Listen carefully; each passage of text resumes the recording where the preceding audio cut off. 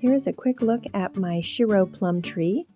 I've got a bunch of ladybugs that have decided to make this tree their home. And at first I thought, oh, how cute, my ladybugs are in the garden. And then I quickly realized when I took closer inspection of my tree that it is full of aphids.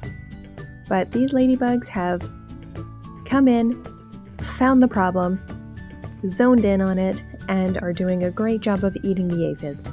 So on this tree I have got it is loaded with ladybugs all over the place. I really only took video of a small portion of the leaves, but all the tips of the leaves, like the brown tips there, you can see are curling.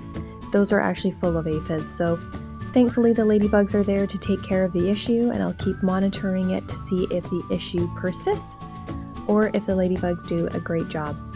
Here you can actually see we got little fruits set. So my little plums this year hopefully will hang on, and I'll get to try my Shiro plums for the very first time.